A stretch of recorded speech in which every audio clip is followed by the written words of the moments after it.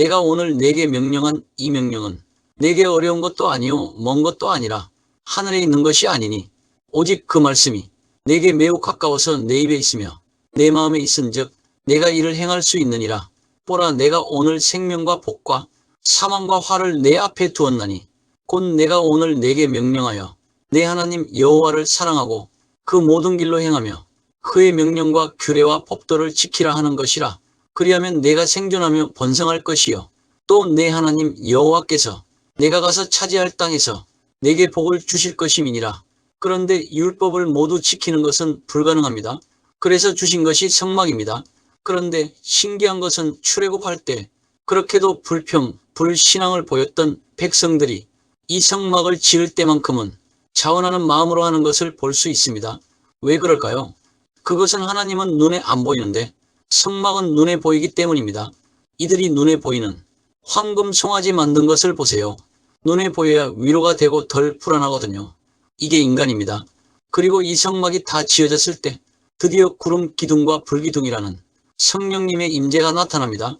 이것은 결국 율법 즉 말씀을 붙들고 성막에서 기도할 때 다시 말해서 예수 그리스도의 십자가 보혈의 공로를 믿음으로 의지하여 죄사함을 받고 날마다 그 말씀을 입으로 시인하고 고백하는 말씀에 기초한 생활 패턴대로 기도를 할 때 다시 말해서 성령님께서 구름 기둥과 불기둥처럼 임재하셔서 나를 인도하실 때 험난한 인생의 광야 같은 생활은 가능합니다.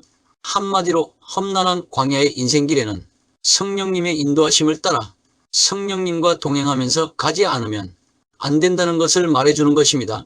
생각해 보십시오.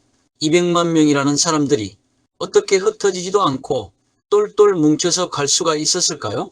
그것을 기록해 놓은 책이 바로 민수기입니다. 민수기를 읽을 때 백성의 숫자가 나오니까 머리가 아프고 정말 재미없는 책이라고 생각하지만 이것이 이스라엘 백성들에게는 엄청나게 중요한 위치도입니다. 어떤 지파는 누구 옆에, 어떤 지파는 누구 뒤에, 그리고 행진할 때는 어떻게 해야 하고, 누가 제일 앞에 서고 제일 뒤에는 누가 포진하고, 성막의 기구들은 누가 담당하고 등 이런 모든 일련의 내용을 다 기록해 놓은 것이 민수기입니다. 이들은 이 기록대로 장막을 치고 머물고 진행하고 모여있고 예배드리고 모든 것들을 했습니다. 다시 말해서 모든 것들을 장막을 중심으로, 즉 예수 그리스도를 중심으로 이루어지는 것을 보여준 것입니다. 예수 믿고 구원받아서 내 안에 살아계신 예수 그리스도로 말미암아 성령님이 내 안에 쏙 들어오신 뒤 예수 그리스도 안에서 이렇게 모든 것들을 하나님 중심으로 하는 것에 순종해야 합니다. 결국 이스라엘 백성들은 햇볕이 뜨거워서 밤새 추워서 갈증 때문에 식량이 없어서 죽은 경우는 한 번도 없었고요. 오히려 하나님의 심판 때문에 죽었습니다. 이것이 바로 하나님의 은혜입니다. 예수 믿고 구원받은 성도들의 남은 생애는 항상 말씀에 기초한 생활 패턴, 성전된 내 안을 늘 기도로 채우면서 성령님과 동행하는 생활 패턴대로 살 때 하나님의 임재를 경험하게 됩니다. 이제부터 시내산 훈련 부분을 살펴볼 건데요. 하나님께서는 백성들을 시내산에 머물게 하고서는 신앙훈련을 시키십니다. 출애굽시켜서 홍해를 건너게 한 후에 바로 가나안 땅으로 인도하시지 않으시고 남쪽으로 끌고 내려가서 물도 없고 풀도 없고 아무것도 없는 곳 시내산에 집어넣으신 이유는 하나님만 바라보고 하나님만 예배하는 교회 신앙 공동체로 만들기 위한 훈련이었습니다. 이 시내산에서 율법도 받게 하고 성막도 만들게 하십니다. 먼저 율법을 주시기 위해서 율법을 주시는 목적부터 설명하십니다.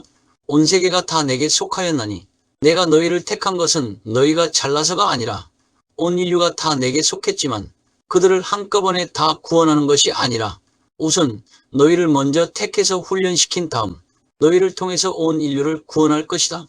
그렇기 때문에 너희가 내 말을 잘 듣고 내 언약을 지키면 너희는 모든 민족 중에서 제일 먼저 특별히 내 소유가 되겠고 너희가 내게 대하여 제사장 나라가 되며 거룩한 백성이 되리라.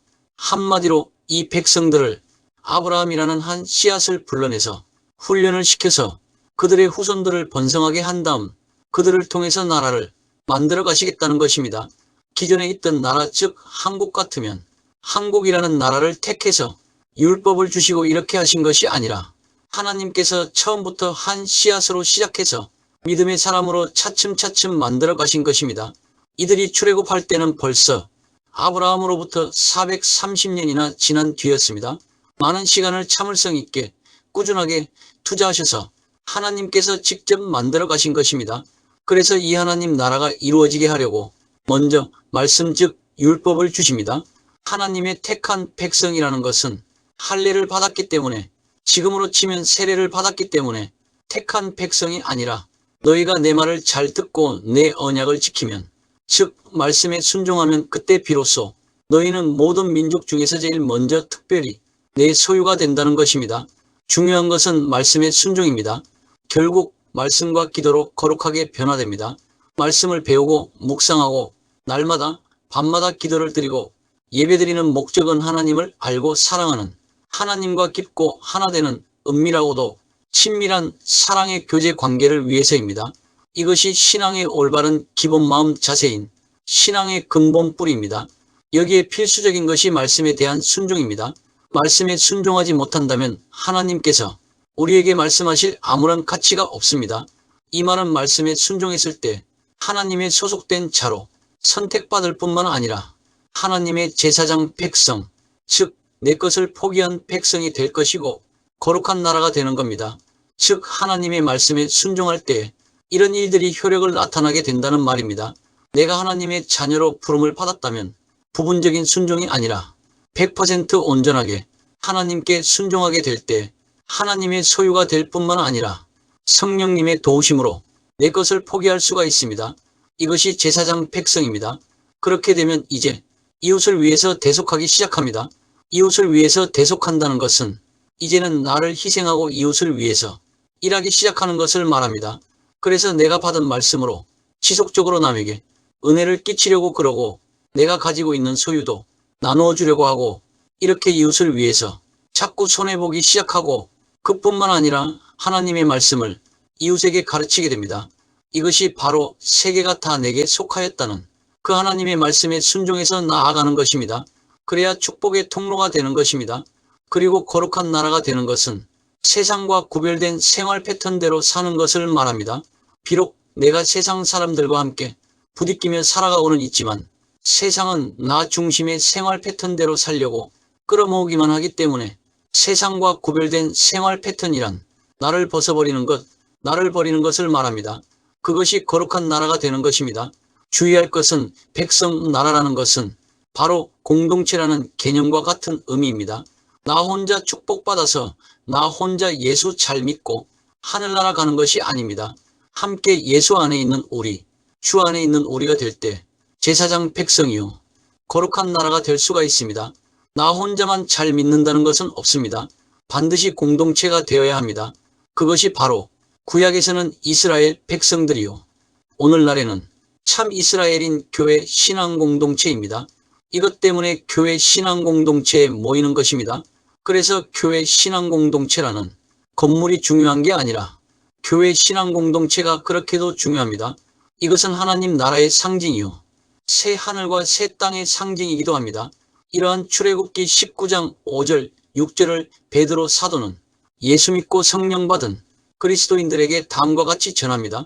너희는 택하신 족속이요 왕같은 제사장들이요 거룩한 나라 그의 소유가 된 백성이니 이는 너희를 어두운 데서 불러내어 그의 기이한 빛에 들어가게 하신 이 아름다운 덕을 선포하게 하려 하심이라. 결국 구약의 하나님께서 말씀하신 대로 그리스도인들이 그러한 존재가 된다는 것을 그대로 이야기하고 있습니다. 다만 구약과 다른 것은 왕같은 제사장이라는 것입니다. 그렇다고 성도들이 자꾸 나는 왕같은 제사장이다, 나는 왕이다 라고 말하면 안 됩니다. 왜냐하면 왕은 하나님 한 분밖에 없기 때문입니다. 물론 어린아이에게 긍지를 심어주기 위해서 우리는 창세전부터 택함을 받은 존재이기 때문에 너는 왕자 같은 존재야, 너는 공주 같은 존재야 라고 용기를 주면서 키울 수는 있습니다. 그러나 성인들이 나는 왕이다라고 하면 잘못하면 사탄이 되는 수가 있습니다. 온 우주의 왕은 내 안에 살고 계신 예수님 한 분밖에 없습니다. 나의 주인은 하나님이십니다. 그러므로 항상 왕이신 주님 앞에서는 낮아져야 합니다. 왕이신 나의 하나님, 내가 주를 높이고 전부 나를 버리고 나를 벗어버리는 것, 이것이 바로 십자가의 도요. 예수 믿는 성도의 자세이기 때문에 베드로 사도가 말한 왕 같은 이라는 말은 내가 왕이라는 말이 아니라 왕에게 소속된, 왕에 속한 제사장이라는 말입니다. 우리는 왕이신 예수께 속한 자기를 버린 제사장같이 섬기는 자입니다. 성경의 번역에 오류상 그렇게 기록한 것을 자꾸 자기가 왕이다라고 하면 안 됩니다. 정리하자면 이렇습니다.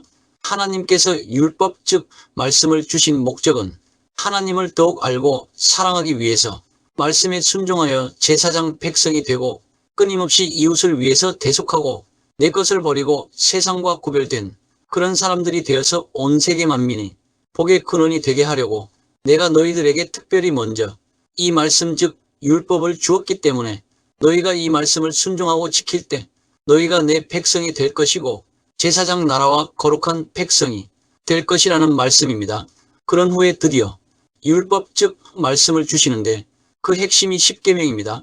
이 십계명의 말씀이야말로 성도들이 날마다 입으로 시인하고 고백하면서 붙들고 살아가야 하는 말씀 중에 가장 핵심적인 말씀입니다. 그래서 예수님께서 내가 율법이나 선지자를 폐하러 온 줄로 생각하지 말라. 폐하러 온 것이 아니요 전하게 하러 왔다 라고 말씀하셨습니다. 사실 율법의 말씀들이 많이 있지만 그중 나의 생활 패턴 가운데 구체적으로 어떻게 적용해서 살아가야 하는가를 요약하고 또 요약해서 주신 엑기스가 십계명입니다. 십계명은 두 가지 부분으로 이루어져 있습니다. 그것을 가장 잘 요약해 주신 예수님의 말씀이 바로 다음 말씀입니다. 내 마음을 다하고 목숨을 다하고 뜻을 다하여 주 너의 하나님을 사랑하라 하셨으니 이것이 크고 첫째 되는 계명이요 둘째도 그와 같으니 내 이웃을 내 자신 같이 사랑하라 하셨으니 이 두 계명이 온 율법과 선지자의 강령이니라. 이 십계명이야말로 우리 생활 패턴 가운데서 어떻게 하나님을 사랑하고 어떻게 하면 이웃을 사랑할 수가 있는가를 신앙 생활 패턴 가운데서 구체적인 규범으로 적용할 수 있도록 주신 것입니다. 사실 우리에게 주어진 구원은 출애굽하는 것으로 이미 구원은 이루어졌습니다. 즉 주는 그리스도시요 살아계신 하나님의 아들임을 내가 믿습니다 하면서 아멘 할 때 이미 구원받은 것입니다.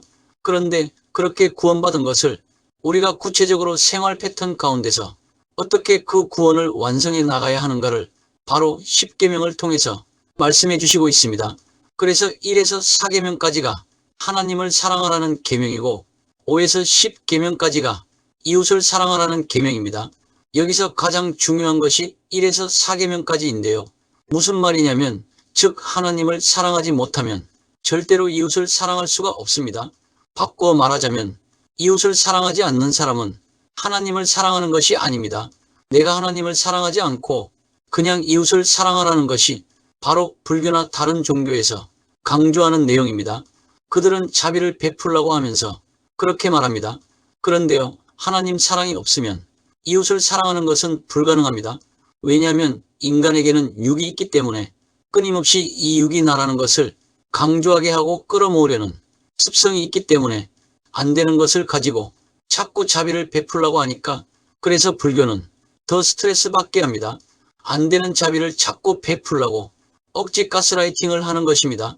이것은 하나님의 사랑이 내 안에서 성령님으로 뭉클뭉클 감동시켜서 움직여주지 않고서는 안 됩니다. 그래서 내 마음을 다하고 목숨을 다하고 뜻을 다하여 주 너의 하나님을 사랑하는 이것이 크고 첫째 되는 계명이 되는 것입니다. 그렇게 하기 위해서는 하나님 이외에는 다른 신을 섬기지 말라는 것입니다. 이 말은 하나님만 사랑하라. 즉 하나님께만 집중하라. 하나님 중심적인 생활 패턴대로 살라는 말입니다. 이것도 믿음이 있는 사람은 하나님께 집중이 되는데 믿음이 약하거나 없는 사람은 집중을 잘 못합니다. 왜냐하면 주의가 산만하기 때문에 그렇습니다. 그런데 이렇게 겉으로 보기 때문에 그 사람이 주의가 산만한 것이 나타나나요? 아니요. 겉으로 보아서는 모릅니다. 결국 예수 믿는다고 하면서 믿음이 없어서 주의가 산만하다는 말은 한마디로 무슨 말이냐면 아직은 세상 것에 관심이 더 많다는 말이 됩니다. 특별히 성도 중에는 스포츠, 연예인과 연예지라는 것에 관심이 많아서 박 아무개가 몇 승을 했니? 누구 아무개가 이번에 우승했니? 못했니? 라는 것에만 관심을 집중합니다. 그것이 하나님과 무슨 상관이 있습니까? 아침에 출근하자마자 야 누가 몇 승했대 이게 첫마디입니다. 말은 분명히 영의 통로라고 했는데 전부 세상의 영, 사람의 영을 전달하고 다닌다는 것입니다. 연예인 누구 아무개가 뭘 어떻게 했더라는 데는 기가 막힌 관심을 가집니다. 그런데 그런 세상의 것은 하나님 나라와 전혀 상관이 없습니다. 그뿐만 아니라 어떤 사람은 꼴동품에 관심을 가지고 또 이상한 세상 것들에 관심을 많이 가지는 것을 세상의 이런 일을 통해서 자주 봅니다. 그러니까 하나님께 집중이 안 되지요. 이것이 바로 주의가 산만한 것 아니고 무엇이겠습니까? 그러니까 하나님께서 나 이외에 다른 것을 사랑하지 말라고 하신 것입니다. 이 말은 하나님께만 집중하라는 말이기도 합니다. 이렇게 주의가 산만하면 어떠한 결과가 오느냐? 자꾸 뭘 바꾸는 결과를 초래합니다. 왜냐하면 집중을 못하기 때문에, 만족을 못하기 때문에 아내를, 남편을, 직장을, 가구를, 옷을, 애인도 바꾸고 교회 신앙공동체마저도 바꿉니다. 아, 이 교회 신앙공동체 목사님 말이야. 설교가 시원찮아 졸려서 못 듣겠어. 아, 말이야. 이 교회 신앙공동체 목사님 알고 보니까 그렇고 그랬대. 그래서 다른 교회 신앙공동체로 옮겨야겠어. 그래서 여기 가고 저기 가고 합니다. 그런 사람은 절대로 어디를 가더라도 신앙생활 제대로 잘하지 못하게 되어 있습니다. 그러나 믿음 좋은 사람은 이단이 아닌 이상 절대로 붙들고 있지 안 바꿉니다. 목사님의 말씀이 별로라고 교회 신앙공동체를 옮기는 것은 안 됩니다. 그러나 이럴 수는 있습니다. 기도를 못하게 한다거나 성령님의 인도하심에 따라서 기도를 하려고 하니까 못하게 하고 구역 모임에서도 영적인 눌림을 당하고 방언을 못하게 한다거나 해서 영이 점점 눌려서 신앙생활이 힘들어서 도저히 견딜 수가 없다면 그런 것은 성령님께 기도하고 그 인도하심에 따라서 교회 신앙공동체를 옮길 수가 있습니다. 왜냐하면 하나님께 집중하려는 것을 못하게 하거나 하나님 만나려는 것을 못하게 하는 것, 즉 하나님 중심적인 생활 패턴대로 살려고 하는 것을 못하게 하는 것은 문제가 있기 때문에 그럴 수가 있습니다. 그러나 그런 것이 아니고 목사님의 인격적인 문제, 개인적인 문제, 교회 신앙공동체 안에서 이상한 쓸데없는 소문이나 문제 때문에 교회 신앙공동체를 자꾸 옮기는 것은 그 자체가 하나님께 불순종이라는 것을 이 시간을 통해 분명히 말씀을 드립니다. 그런 것은 하나님께서 절대로 기뻐하지 않으십니다. 그리고 주의가 산만한 사람들은 직장도 잘 바꿉니다. 그러다가 심하면 아내도 바꾸고 남편도 바꾸고 학교도 바꾸고 온갖 것을 다 바꿉니다. 그러나 정말 믿음 좋은 사람은 아무리 무슨 일이 있어도 절대로 안 바꿉니다. 이게 진짜 믿음 좋은 사람입니다. 따라서 믿음 좋은 사람은 절대로 바꾸지 않습니다. 다음 시간에 계속하겠습니다. 많은 관심과 구독과 좋아요, 알림 설정은 영상 제작에 큰 힘이 됩니다. 감사합니다.